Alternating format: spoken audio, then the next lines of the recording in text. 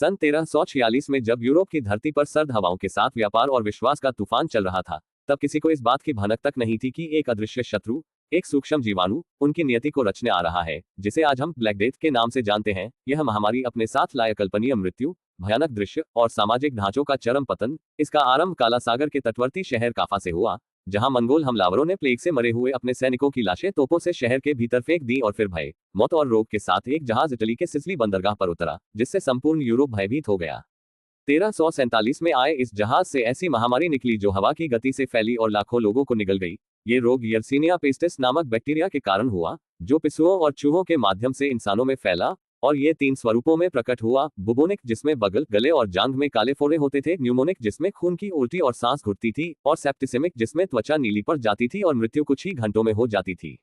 लोगों ने अपने घर छोड़ दिए, अपने परिवारों को त्याग दिया और शहरों से पलायन शुरू हो गया। मृत शरीर सड़कों पर सड़ते रहे, पक्षी उन्हें नोचते रहे और पूरी बस्तियां भूतिया वीरानियों में बदल गईं। कुछ लोग इसे ईश्वर का प्रकोप समझकर आत्मदंड में लग गए, कुछ तीर्थों की ओर नंगे पांव निकल पड़े, जबकि कुछ अपनी विवेकहीनता में मद्यपान और व्यभिचार में लिप्त हो गए। कल मृत्यु निश्चित है, तो आज आनंद लो की सोच फैलने लगी।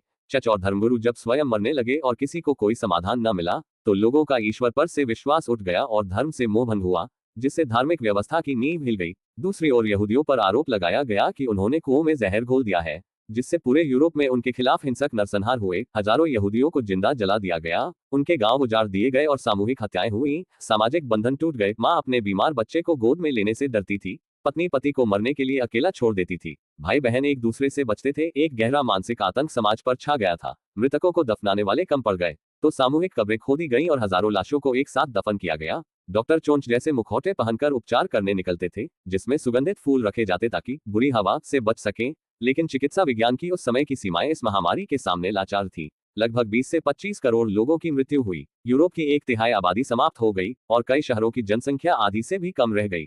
इस भीषण जनहानि के परिणामस्वरूप खेतों में काम करने वाले किसान और मजदूर लगभग समाप्त हो गए, जिससे कृषि व्यवस्था टूट गई, खाद्य संकट पैदा हुआ और उद्योग ध्वस्त हो गए। लेकिन इससे एक सामाजिक परिवर्तन भी उभरा। अब मजदूरों की मांग बढ़ी और उन्होंने अधिक मजदूरी मांगनी शुरू की, जिससे श्रमिकों को पहले से अधिक सम्मान और अधिकार मिले, जो भविष्य की मजदूर क्रांति का बीज बना। इसके साथ ही जीवन की क्षणभंगुरता का एहसास साहित्य, चित्रकला और संगीत में झलकने लगा। Death dance, mask of death जैसी पेंटिंग्स ने मृत्यु को प्रमुख विषय बनाया और मोर्टलिटी की अवधारणा को समाज ने आत्मसात किया। यह वह समय था जब पुनर्जागरण रेनेसांस की नींव रखी गई, क्योंकि लोगों ने अब धर्म के बजाय तर्क, विज्ञान और मानवीय विवेक पर भरोसा करना शुरू किया। चिकित्सा विज्ञान में क्वारंटीन, अलगाव, रोग फैलाव की समझ और अस्पताल व्यवस्था का बीज बोया गया। प्लेग के बाद की दुनिया एक नई सोच और चेतना से ओतप्रोत थी। वह अब पहले जैसी नहीं रही। प्लेग ने जहां अनगिनत लोगों की जान ली, वहीं उसने मानव समाज को तोड़ने के साथ साथ पुनर्गठित भी किया। इस त्रासदी ने एक ऐसा संक्रमण काल जन्म दिया जिसने मध्यकालीन अंधकार से आधुनिकता के प्रकाश की ओर एक सेतु का निर्माण किया, जिसमें विज्ञान, मानवाधिकार और सामाजिक सुधार के बीज अंकुरित हुए। ब्लैक डेथ न केवल एक महामारी थी, बल्कि एक दर्पण था जिसने मानवता को उसकी सीमाएं दिखाई और सिखाया कि एक अदृश्य जीवाणु भी सम्राटों से लेकर साधारण जन तक सबको एक बराबर बना सकता है। जब मृत्यु घर घर पहुंचती है, तब मानव समाज के झूठे अहंकार, जाति, धर्म, पद और धन ऑल क्रम्बल, सब चूर चूर हो जाते हैं। यही कारण है कि इतिहास में ब्लैक डेथ केवल एक बीमारी नहीं, बल्कि एक अध्याय बन गया, दुख का, परिवर्तन का और पुनर्जन्म का, जिसने हमें बताया कि मृत्यु से डरने से अधिक जरूरी है जीवन को समझना और उसकी नाजुक डोर को पूरी संवेदना से थामना।